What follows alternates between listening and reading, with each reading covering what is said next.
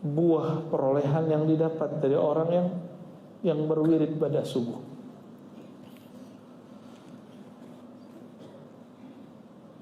Di dalam surat Thaha, nah yang akan kita kupas pada pagi ini, silakan nanti dicek di rumah ya. Surat 20 ayat 124.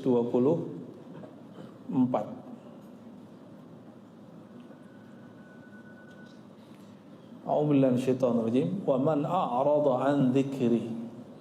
Siapa yang berpaling dari zikirku, mengingatku. Siapa orang yang dia berpaling dari mengingatku, fa inna lahu ma'isyatan dhanka, maka bagi dia kehidupan ma'isyah, kehidupan ma'isyah dalam bahasa Arab bisa berarti masdar aish. Istri Nabi bernama Aisyah, itu artinya perempuan yang hidup. Aisha ya'ishu Aishan, Aisyatan, Ma'isyatan. Maka Ma'isyah ini boleh diartikan masdar, kehidupan. Kehidupannya sempit. Juga berarti Ma'isyah itu dengan pemaknaan yang lebih panjang. Ruang hidup, tempat hidup, waktu hidup. Jadi ruang hidupnya terasa sempit. Orang-orang yang berpaling dari zikirku, maka Allah jadikan kehidupannya sempit, rasanya sempit. Walaupun dunia bersama dia, rezeki kita bukan yang kita tabung, rezeki kita yang kita makan. Maka kalau punya tabungan jangan pelit, pakai pak tabungannya. Ibu ya, kalau punya tabungan dipakai. Karena kalau kita mati, tabungan udah gak dipakai lagi. Sakit itu nggak dipakai lagi, paling dipakai untuk ngurus penyakit. Ya, bukan kita nyuruh untuk boros. Tidak. Allah itu suka melihat ada nikmatnya di badan kita. Jadi seseorang bertanya kepada Rasulullah, wahai Rasulullah, apakah aku sombong jika suka berpakaian yang bagus, berkendaraan bagus, berpenampilan yang bagus? Apa jawaban Nabi? Tidak. Innallaha yuhibbu ayyara athara ni'ami. Allah suka melihat hamba mengekspresikan nikmatnya. Jadi jangan pelit ke badan, ya. Jangan cuma numpuk-numpuk duit. Gunakan seperlunya, ya, sebaik-baiknya. Ayat ini mengajarkan kita bahwa orang yang berpaling dari zikirku, tempat zikir di mana pak? Di masjid apa di kolbu? Atau di Masjidil Haram? Jauh amat. Tempat zikir di mana? Di kolbu. Maka orang yang tidak memperhatikan kolbunya, itu maksudnya, maka hidupnya akan sempit, hidupnya akan galau terus. Kalau nggak merhatiin kolbu, karena kolbu itulah tempat mengingat Allah. Disebut masjid itu masjid karena di dalamnya disebut nama Allah. Maka orang yang tidak lagi memperhatikan masjid, pasti sekitar situ rumahnya tidak diberkahi Allah walaupun bagus-bagus. Karena salah satu tempat fisik mengingat Allah itu masjid.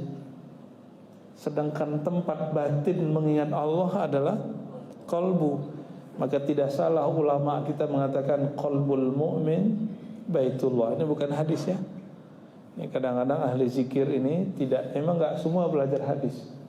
Yang bukan hadis disebut hadis. Kalau yang bicara bukan ulama hadis kita maklumi. Tapi kalau dia udah sekolah tinggi, tapi masih menyebut hadis yang bukan hadis itu kalam Nabi, itu juga jadi masalah. Qalbul mu'min baitullah. Qalbunya orang yang percaya kepada Allah adalah baitullah, adalah rumahnya Allah. Saya mau tanya Bapak Ibu, masjid itu yang bangunan ada kubahnya, ya benar ya. Tapi di zaman Nabi masjid ada kubahnya nggak? Nggak ada. Kubah itu hal baru. Bid'ah itu aslinya. Cuma untungnya ulama kita ngerti cara berhukum kepada bid'ah. Bid'ah itu ada yang bid'ah syar'iyyah dalam syariat, ada bid'ah yang lughawiyah dalam bahasa. Kalau bahasa ulama mazhab ada bid'ah hasanah, ada bid'ah sayyi'ah. Ibnu Taimiyah, Imam Salafi, enggak membagi bid'ah menjadi hasanah dan sayyi'ah, baik dan buruk, tapi dia bagi dengan istilah lain.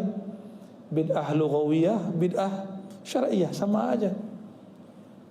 Tapi hari ini sekarang orang yang ngaku ikut manhaj beliau mengatakan bid'ah itu semuanya sesat. Enggak ada, kullu bid'ah dhalalah. Ini kalam Nabi. Iya, kalam Nabi begitu. Pemahaman kita yang tidak sampai. Imam dia tetap bagi bid'ah jadi dua. Kita ngotot bid'ah cuma satu. Ya. Kalau bid'ah enggak ada pembagian seperti ini, maka akan banyak saklek dalam beragama. Ya.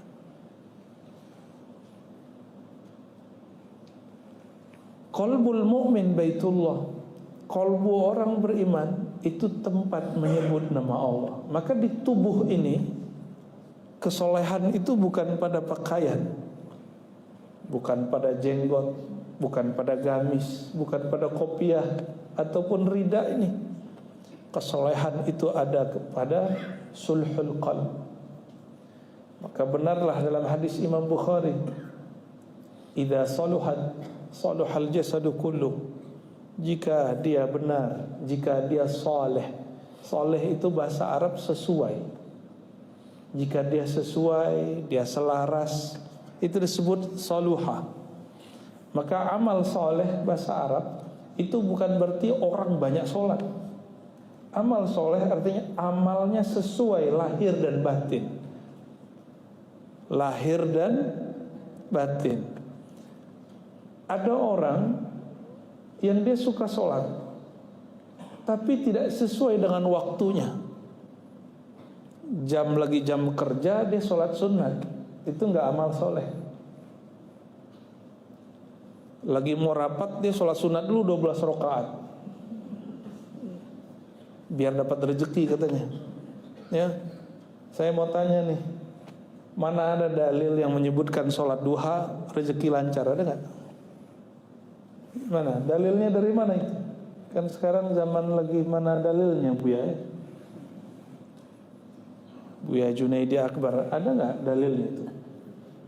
Nggak ada. Satu pun nggak ada yang sahih ya. Yang sahih nggak ada. Terus dari mana munculnya sholat duha biar rezeki lancar?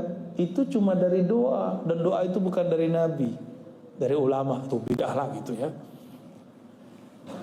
Maka kalau ingin mengerti apa yang disebut sholat atau ibadah yang soleh, amal soleh, amal yang sesuai, yang relevan. Jangan lagi mau rapat sholat dulu. Orang selesai rapat dia masih 10 rakaat. Yang disebut amal saleh muwafaqatul zahir wal batin, sesuai lahir dan batinnya. Maka innal ladzina amanu wa amilus solihat, itu kalimatnya selalu solihat. Orang-orang yang beriman dan beramal yang sesuai antara lahir dan batinnya.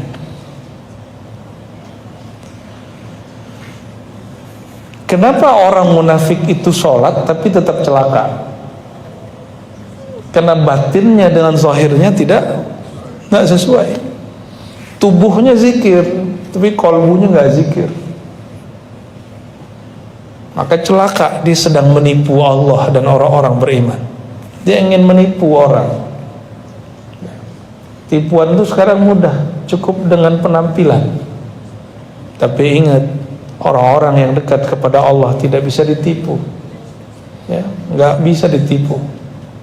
Karena kalam dari kolbu akan masuk ke dalam kolbu. Kalam dari otak ini masuk ke otak. Kalam yang dibuat-buat cuma akan enak didengar, tapi tidak nikmat untuk dimasukkan ke dalam kolbu. Maka dalam ayat ini, wa man a'rada an dzikri, siapa saja yang berpaling dari zikirku, karena zikir tempatnya dalam kolbu. Bolehlah kita maknai, siapa saja yang tidak memperhatikan kolbunya, maka hidupnya akan sempit. Bapak Ibu, ini masjid kalau nggak diurus, karpetnya nggak dibersihin, nyaman nggak duduk sini? Kalau karpet nggak dibersihin, debu naik, kita nggak nyaman, dongka, ya, itu yang disebut nggak nyaman, terasa sempit, terasa gelisah. Jika rumah, kita punya rumah, kamar nggak dibersihin, kain kotor di mana-mana, nyaman di kamar? Kalau makan di rumah makan restoran, lalarnya di mana-mana, terbang, mejanya, orang-orang udah pulang, datang pelanggan baru, tapi mejanya kotor semua. Jadi makan nggak di situ? Kita lagi duduk, tiba-tiba kita ngelihat ada orang pakai baju kotor, ya. Atau kita lihat pekerjaannya bajunya kotor, mau makan nafsu nggak? Inilah sebab kenapa orang tidak bisa menikmati zikir dalam kolbunya, karena kolbunya tidak pernah dibersihkan, nggak pernah dimainkan. Masjid nggak diurus, nggak nyaman di masjid. Rumah, kamar nggak dibersihkan, nggak nyaman di kamar. Kecuali sudah berganti status. Yang nyaman tidur dekat nya siapa? Ayam, ya. Ayam itu disebut bahimah, binatang ternak. Kambing, ya. Apa lagi?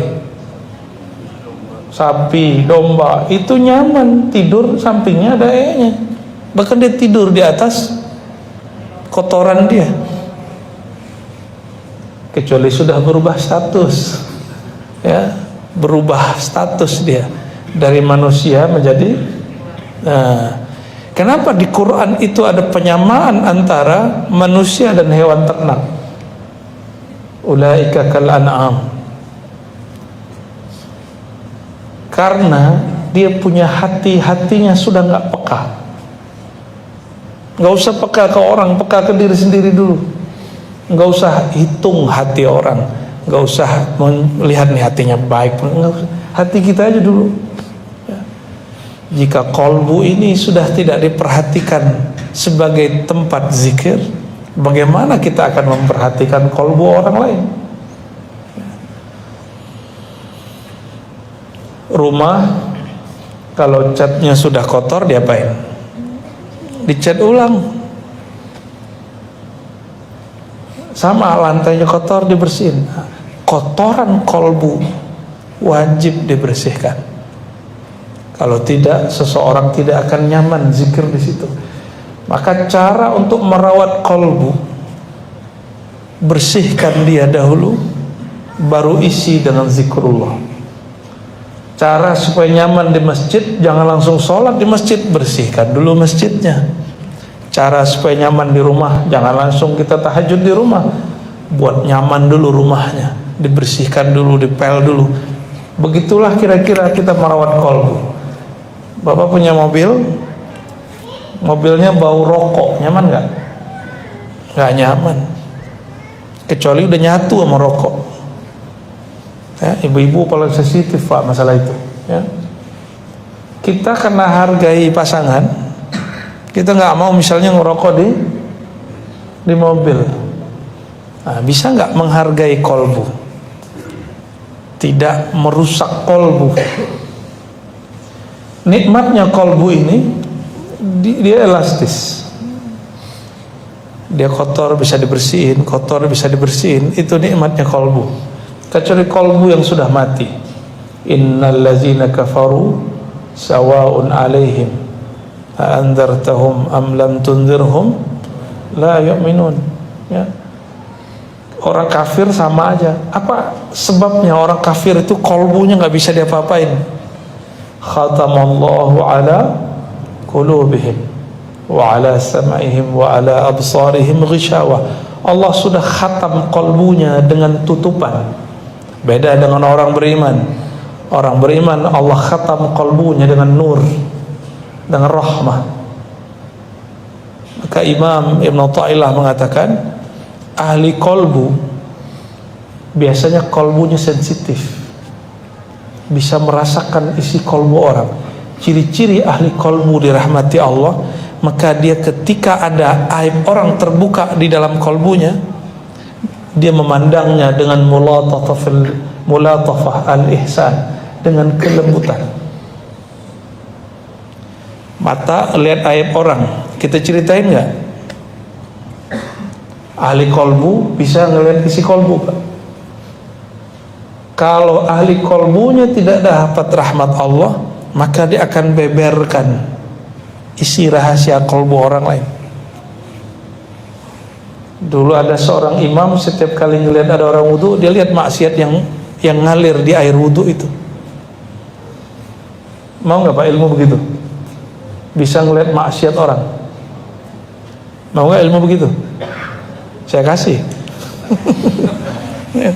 Tapi saya aja nggak mau, makanya ya, saya pun nggak mau karena capek bisa baca isi hati orang. Capek sekali baca buku aja ngantuk. Tapi awal-awal biasanya seru, asik. Penasaran nggak kalau ada berita buruk? Ya, sama, kita penasaran sama keburukan yang ada di qalbu orang. Benar ya? Maka ini disebut dengan al-qalbu syaitani, qalbu setan.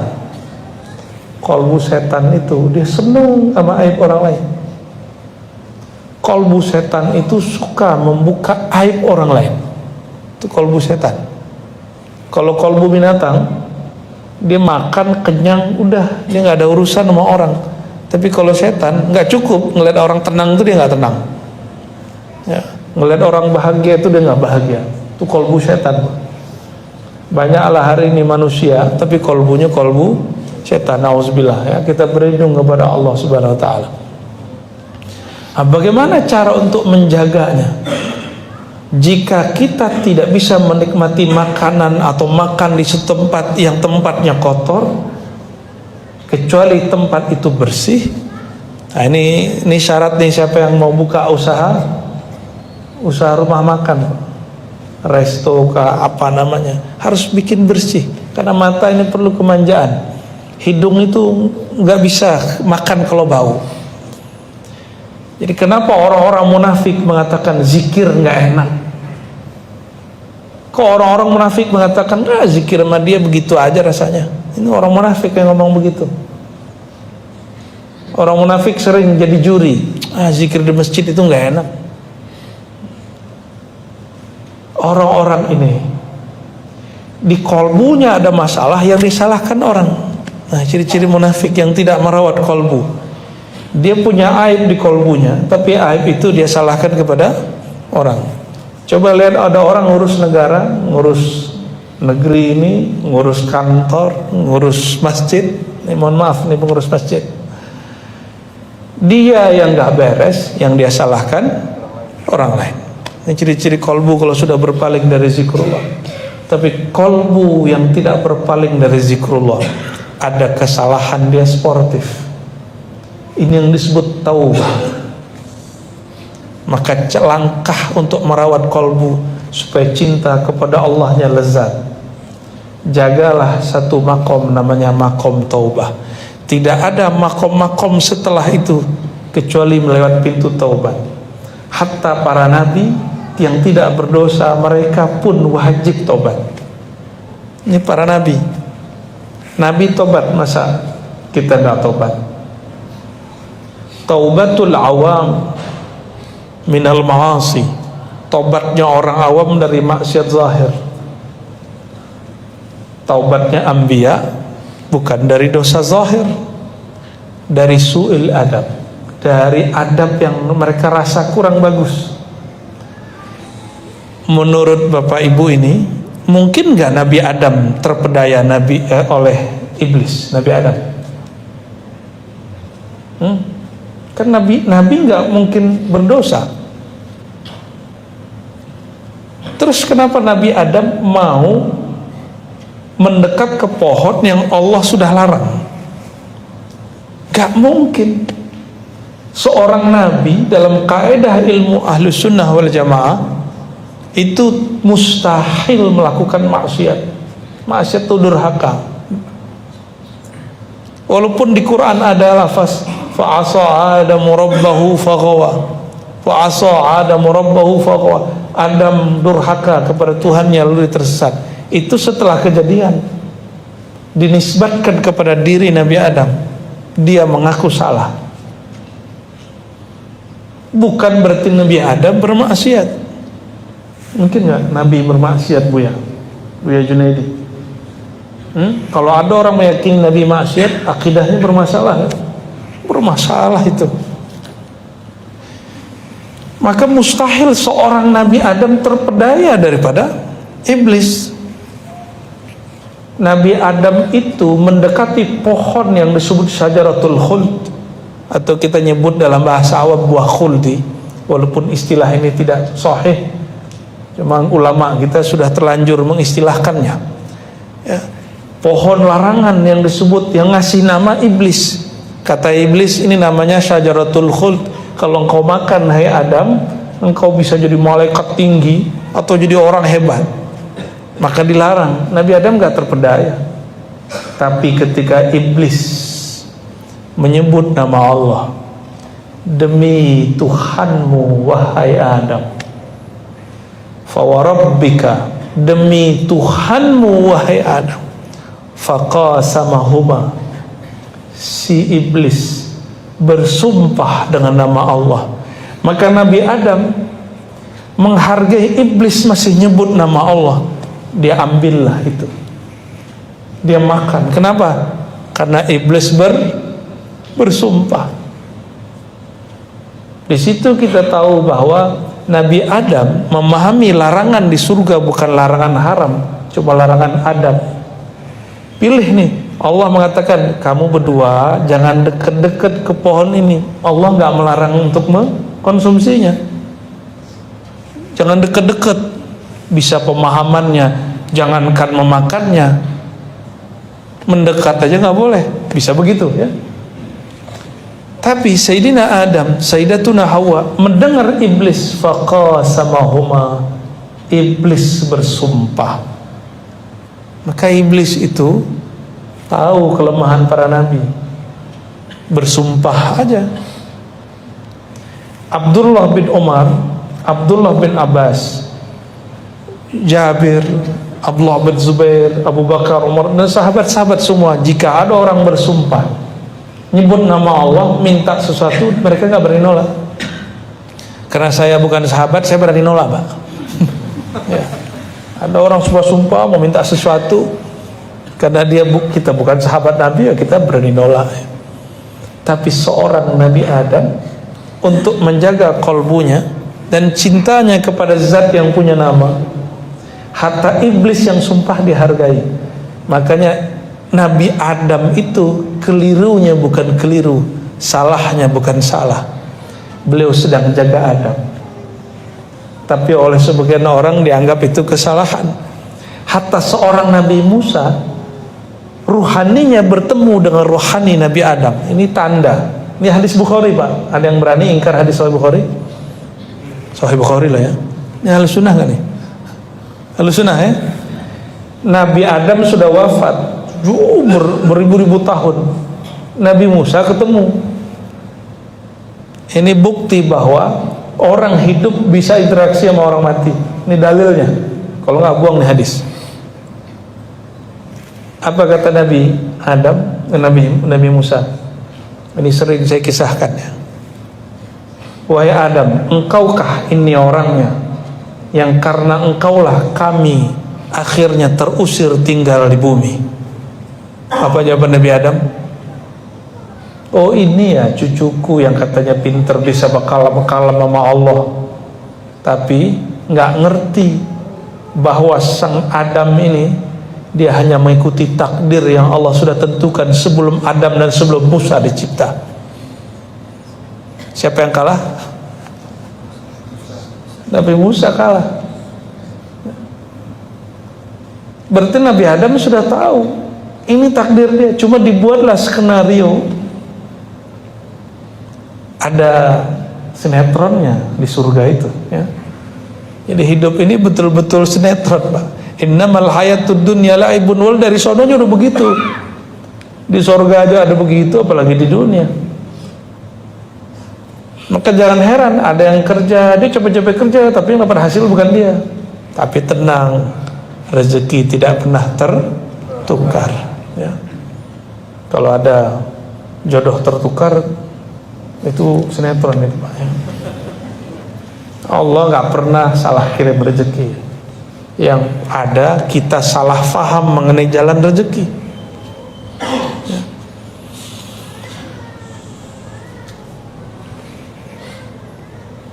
Maka merawat kolbu salah satunya adalah dengan menghargai nama Allah. Nabi Adam menghargai nama Allah hatta yang berkalam iblis. Dalam muqaddimah risalah Syarah Al-Asma'ul Husna yang ditulis oleh kakek gurunya Imam Ghazali. Imam Ghazali punya guru namanya Abu Ali Al-Farmadi. Abu Ali Al-Farmadi dia mengajarkan zikr khafi dan Al-Asma'ul Husna. Dia ini punya guru namanya Imam Abul Qasim Al-Kushairi. Al-Kushairi ini berkisah mengenai seseorang jadi wali. Ada seseorang, dia sudah beramal banyak tapi nggak tembus-tembus jadi wali. Kenapa? Dia beramal tapi kolbunya belum oke. Kolbunya belum betul-betul istiqomah menyebut nama Allah. Tiba-tiba waktu dia jalan, dia lihat di sampah ada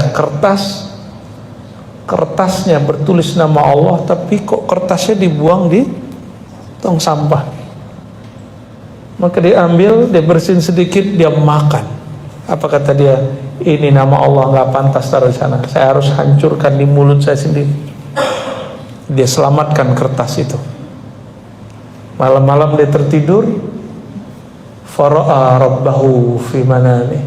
Dalam tidurnya dia melihat Allah yang punya nama datang. Ini mimpi, Pak, ya, mimpi. Tidur itu akhul maut, saudara mati. Bertemu Allah harus mati dulu. Bisa mati dalam kesadaran, bisa mati di alam bawah sadar.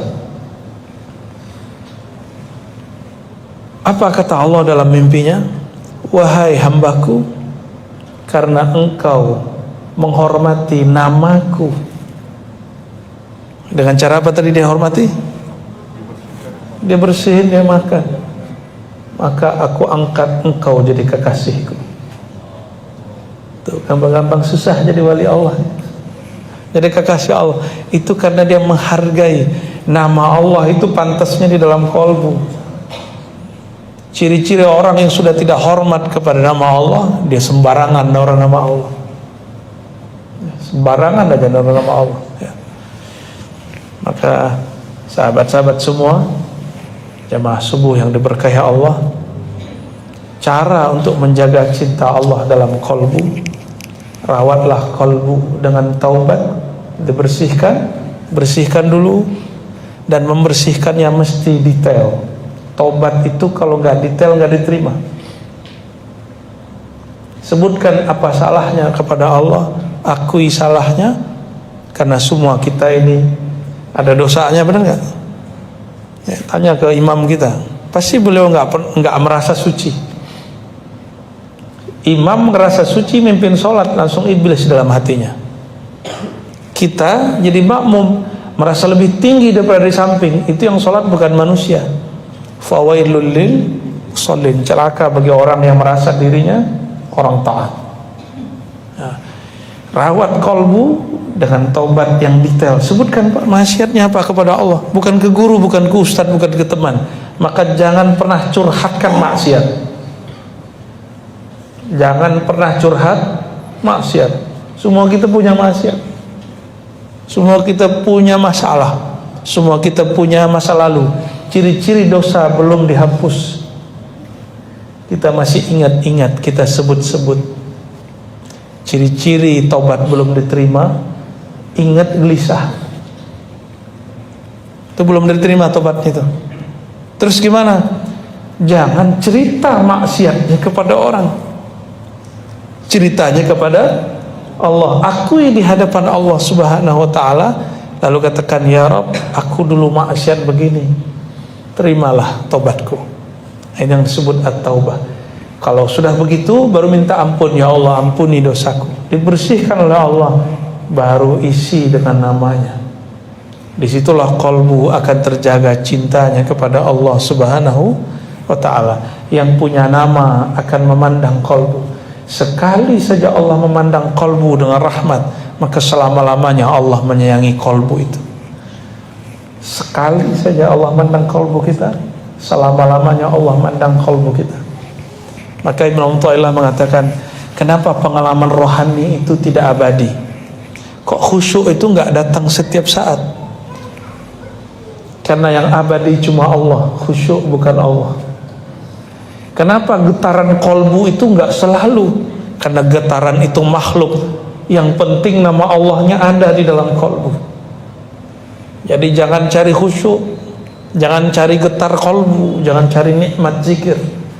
Carilah yang punya nikmat itu, Allah Subhanahu wa ta'ala. Saya tutup dengan hadis qudsi, ana ma'ahu idza dzakarani. Aku tidaklah jauh dari namaku. Siapa yang menyebut namaku, ketahuilah aku dekat dengannya. Ana ma'ahu, aku membersamainya. Maka mulai pagi ini, mulailah rutin zikir. Rutin zikir. Kalau bersama yang punya alam semesta, mau takut ke siapa lagi? Kalau bersama dengan yang menguasai alam semesta, mau gelisah apa lagi? Orang gelisah itu karena tidak mengenal pemilik alam semesta. Pemilik alam ini bukan si bohir-bohir itu, bukan. Pemilik alam ini Rabbul Alamin, yang dia mengenalkan dirinya kepada Sayyidina Musa. Innani anallahu la ilaha illa ana. Hai Musa, sesungguhnya akulah Allah. Maka panggillah ya Allah, ya Allah. Jadi salah satu wirid yang boleh diamalkan setiap pagi, zikir ya Allah, ya Allah, 100 saja Pak pagi.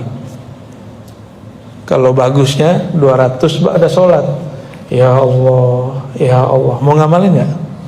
Allah, Allah terus 200 ba'da sholat, ba'da sholat, ba'da sholat, ba'da sholat. Berarti setiap hari berapa? 1000. Kalau kerja sehari 8 jam, masa mau nyebut nama Allah cuma 5 menit ba'da sholat, nggak mau? Jika nyebut nama Allah 200 itu 200 detik, berarti nggak nyampe 5 menit.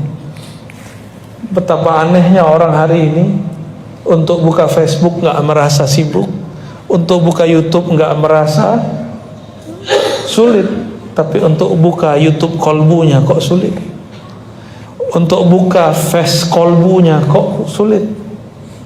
Karena dia mempersulit dirinya, Allah pun mempersulitnya. Jadi saya mengajak mulai, ya nggak ada kata sulit. Jangan cari khusyuk, jangan cari lezat, carilah rasa. Allah yang punya rasa. Kadang rasa itu tidak ada rasanya, karena Allah yang punya rasa, suka-suka dia ciptakan rasa.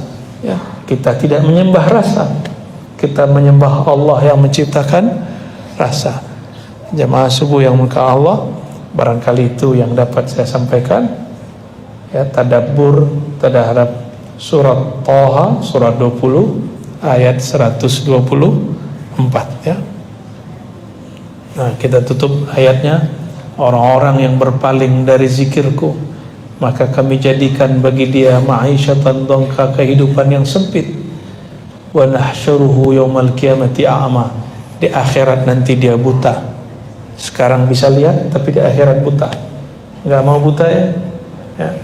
Orang yang buta di dunia, kalbunya bercahaya, insyaallah nanti dibangkitkan matanya kembali. Ya, Allah maj'alna mimman zakara rabbahu. Amin ya rabbal alamin. Gimana? Bu ya? Katanya ada yang mau nanya? Ya. Oh gitu ya, mungkin ada jemaah yang mau bertanya, kami persilakan ibu-ibu di belakang.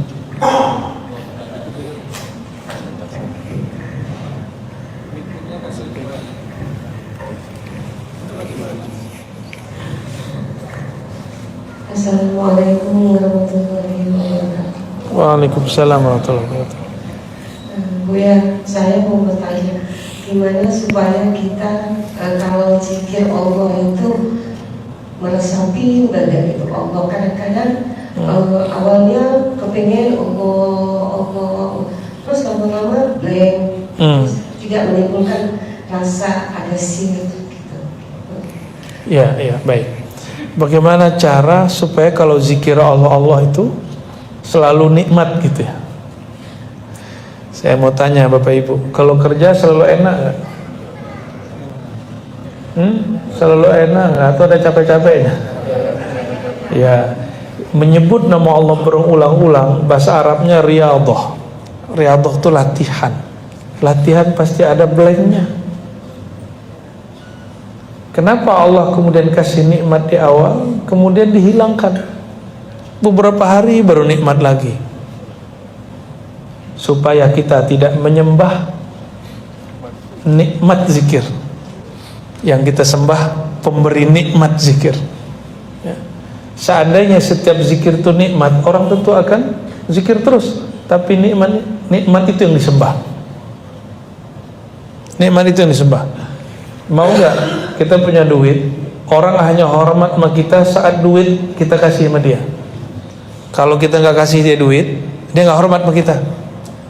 Kan kebanyakan rakyat begitu Pak. Kebanyakan pemilih begitu. Kalau si caleg yang dulu dia coblos sekarang udah jadi, nggak bagi-bagi duit, bagi dia apa itu caleg, apa itu wakil rakyat. Ini bukan belain anggota DPR nih Pak, ini cuma buat analog. Betapa banyak sekarang wakil rakyat diumpat karena dia nggak mau bagi-bagi. Ya, pemimpin, wali kota, bupati diumpat karena dianggap pembangunannya nggak merata. Maka mau sebenarnya itu para pemimpin kalau mereka sadar aja bab ini bisa jadi wali Allah. Karena salah satu ciri wali Allah itu pasti suka dihujat orang setiap hari, setiap detik. Dan yang paling sering dihujat itu pemimpin. Benar gak? Ya. Kalau pemimpin ya wajar dihujat. Apalagi kalau nggak beres kerjaannya. Tapi rakyat begitu, nggak ada dapat duit, nggak dapat bantuan, dia ngumpat. Coba lihat karyawan, pegawai, dia kerja tunjangan nggak turun, ngeluh nggak? Oh, sumpah serapah keluar. Karena dia menghargai tuannya, atasannya berdasarkan fulus. Apa begitu hubungan kita dengan Allah? Hubungan kita dengan Allah bukan hubungan tuan sama anak buah, bukan hubungan karyawan, bukan atasan sama bawahan. Hubungan kita dengan Allah hubungan hubbiyah, ruhiyah, hubungan ruh.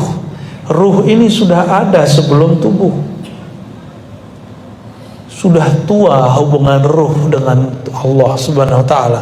Maka kalau jiwa ini, badan ini nggak merasakan nikmat zikir, itu seakan-akan Allah ingin mengatakan, sembahlah aku semata, jangan sembah selainku ya. Lalu kok bisa putus-putus? Nah, bisa jadi karena kolbunya sebelum zikir belum dibersihkan secara total. Kayak tadi, kenapa kita nggak nyaman di masjid, di resto? Karena tempatnya nggak bersih. Lagi makan enak, tahu-tahu ada lalat di dalam. Pernah ngalamin nggak? Resto terkenal, lagi makan enak, nongol lalat, ikut di dalam kuah, lezatnya. Bisa makan nggak? Berhenti makan gitu. Sama dahsyatnya zikir itu Ibu. Kita zikir, nanti Allah akan perjalankan diri kita masuk ke dalam kolbu kita sendiri. Disitulah nanti akan kebuka apa yang tersimpan di kolbu kita. Jadi kalau itu terjadi, ibu istighfarkan kolbunya. Ya Allah, ampuni dosa kolbuku. Ingat-ingat apa yang masih tersimpan. Masih nyimpan kesel nggak sama orang? Nah, bisa jadi. Ya. Kadang-kadang kita kesel sama orang kita yang paling dekat sama kita. Mungkin bapak ibu ini nggak iri dengki sama orang, nggak emosi sama orang, tapi keselnya sama anak sendiri, keselnya sama suami istri, keselnya kadang sama saudara kandung, keselnya kadang sama orang tua sendiri. Ada anak kesel sama orang tua, kok bisa begitu ya? Ya, anak kurang ngajar itu ya. Bapak ibu yang bukan Allah, kalau itu terjadi, ada hampa di kolbu saat berzikir, istighfarkan lagi. Ya. Masih hampa lagi, udah dizikirkan. Nah, baca ini. Coba baca sama-sama. Allahu naziri. Allah memandang ke dalam kolbuku. Diulang-ulang. Ya, Allahu naziri, Allahu syahidi. Allah memandang ke dalam kolbuku. Dibaca ini 7 kali. Matanya dipejam, dadanya dipegang, katakan. Pakai bahasa Indonesia boleh. Ya Allah, wahai yang memandang isi kolbuku, dimunculkan rasa dipandang oleh Allah. Ini pertanyaan terakhir, Pak. Senang nggak kalau diliatin sama orang yang kita suka? Senang. Tapi pede nggak diliatin sama orang yang kita suka, pakaian kita lagi jelek? Nggak nyaman. Nah, itulah yang ibu rasakan. Ketika kolbu mungkin ada sesuatu dipandang oleh Allah, si kolbunya malu, maka dia kemudian menghilang. Itu yang terjadi pada orang-orang tertentu. Makanya kadang-kadang ada juga namanya jazbah. Ya, orang lagi zikir terus tiba-tiba berteriak. Ada yang pingsan juga. Kawan yang nggak mengerti dianggap kesurupan. Mana ada orang kesurupan nama-nama Allah ya? Ya, kesurupan sama setan. Allahumma sholli ala Sayyidina Muhammad. Ya, satu lagi cukup. Assalamualaikum warahmatullahi wabarakatuh. Allahumma sholli ala. Amin ya Rabb. Seperti yang bila bicarakan tadi, Allah adalah tadi masuk kalbu kita, nama Allah kalbu kita. Bagaimana kalau ada seseorang menaruh nama Allah dan nama Muhammad di kamar pribadinya? Biasanya kalau nama Allah seperti di masjid kita ini, ya. Tapi ada seseorang itu menaruh nama Allah dan nama Muhammad di kamar pribadinya. Bahwa di kamar pribadi itu kita mungkin tahu sendiri, kita mungkin ada buka aurat juga. Apakah itu pantas atau tidak? Ya. Assalamualaikum warahmatullahi wabarakatuh. Assalamualaikum warahmatullahi wabarakatuh. Tulisan Allah itu kan bukan Allah. Ya. Apa Allah yang di pintu itu, Pak, yang adalah lafaz Allah itu? Apa itu yang disebut Muhammad? Enggak kan? Itu hanya nama yang menunjukkan nilai yang punya nama. Nah, ini bab adab. Kalau emang naruh nama Allah, jangankan itu, naruh Quran aja. Naruh Quran aja deh. Jangan pernah selonjorkan kaki ke arah Quran. Imam Abu Hanifah kenapa diberkahi oleh Allah mazhabnya? Di hidupnya mazhab dia ditolak. Banyak ulama menganggap dia sesat dulu, tapi sekarang mazhab dia betul-betul sesuai dengan banyak kehidupan masyarakat. Fikih zakat hari ini banyak ngambil dari Abu Hanifah, walaupun kita mazhab Syafi'i. Jadi mazhab Abu Hanifah yang sudah disyafi'ikan. Imam Abu Hanifah ini satu kali ditanya oleh orang di rumahnya, entahkah itu istrinya atau anaknya, putrinya. Dia tidak mau ketika bersandar di tempat sandarannya kakinya selonjoran ke satu arah. Padahal arah itu paling cocok dengan tempat dia bersandar. Ditanyalah, wahai ayahanda, kenapa engkau tidak meluruskan kakimu ke arah sana? Apa jawaban beliau? Di arah kakiku itu ada rumah guruku, Hammad ibn Abi Sulaiman. Ada guruku bernama Hammad. Dia nggak berani menselonjorkan kakinya ke arah rumah gurunya. Khurafat gitu. Enggak, bedakan cinta adab dengan khurafat. Makanya dia, orang-orang yang faham Abu Hanifah itu pasti beradab kepada Imam Abu Hanifah, karena beliau beradab sama gurunya. Ya, nggak berani. Saya nggak berani, Pak, kalau Jumatan kaki selonjoran ke kiblat seperti yang dilakukan hari ini oleh banyak jamaah di masjid.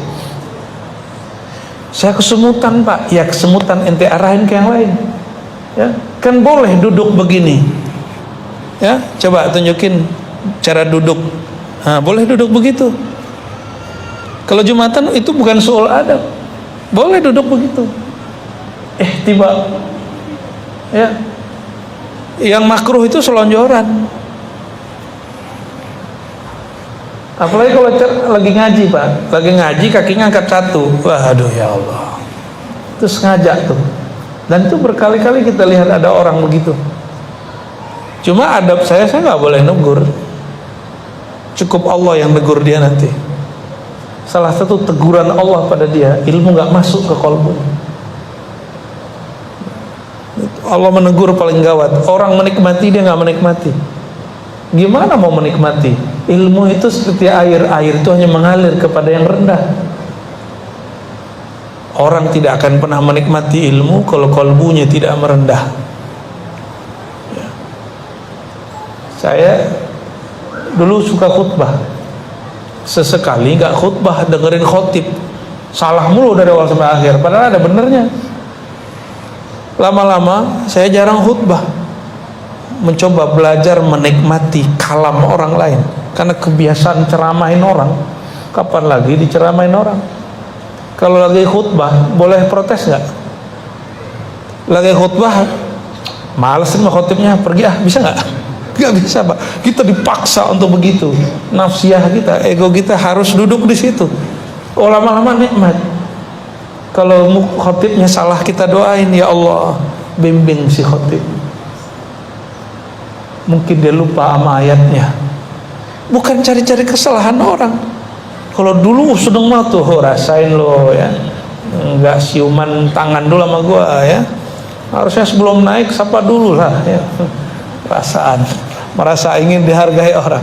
Bapak Ibu Saudara yang makan Allah, jadi idealnya kalau ditaruh di kamar ya, jangan buka pakaian secara total. Jangankan di kamar yang ada lafaz Allah ya, bahkan mandi pun dianjurkan mesti ada penutupnya. Ada orang bertanya, kan nggak ada yang lihat wahai Rasulullah. Apa kata Nabi? Allah ahaqqu ayyustahya bih. Hadis Bukhari. Allah lebih berhak kamu malu kepadanya. Jadi boleh kalau ada kamar, ada lafaz Allah dan Muhammad, berarti dia ingin menjadikan kamarnya sebagai Baitullah, rumah-rumah Allah. Dan lebih afdal nama Allah itu ditaruhnya di kolbu ya. Maka Bapak kalau datang ke tempat saya, nggak banyak kaligrafi ya, karena bagi saya cukup nama Allah itu di kolbu. Nggak banyak ornamen kita, polos ya, putih-putih aja. Barangkali itu Bapak Ibu yang makan Allah, sudah jam 6 ya. Semoga semua yang hadir pagi ini dan siapapun yang mendengarkan, Allah jaga kolbunya, kolbu kita semua, dengan masuknya nama Allah setiap saat ya. Dan Allah berkahi keluarga kita, pekerjaan kita semua. Wabil khusus Allah berkahi negeri ini dan negeri-negeri sekitarnya. Siapa saja yang di kolbunya ada nama Allah Subhanahu wa taala. Rabbana atina fid dunya hasanah wa fil akhirati hasanah wa qina adzabannar. Ya Allah, kami memohon keberkahan zahir dan batin kami di dunia dan di akhirat untuk kami, tetangga kami, orang tua kami, pasangan kami, anak-anak kami, kawan kami, bahkan orang yang mungkin memusuhi kami tapi masih ada nama Allah di kalbunya. maka ya Allah berkahilah semuanya. A'inna ala dzikrika wa syukrika wa husni ibadatik. Ya Allah, bantulah kami menyebut namamu, bantulah kami istiqamah dalam menyembahmu, matikan kami dalam husnul khatimah. Allahumma salli wa sallim wa barik ala Sayyidina Muhammad al-Fatih lima ughliq wal khatim lima sabaq nasir al-haqqi bil haqqi wal hadi ila siratikal mustaqim wa ala alihi haqqa qadrihi wa miqdaril azim walhamdulillahi rabbil alamin. Mohon maaf salah kurangnya. Assalamualaikum warahmatullahi wabarakatuh.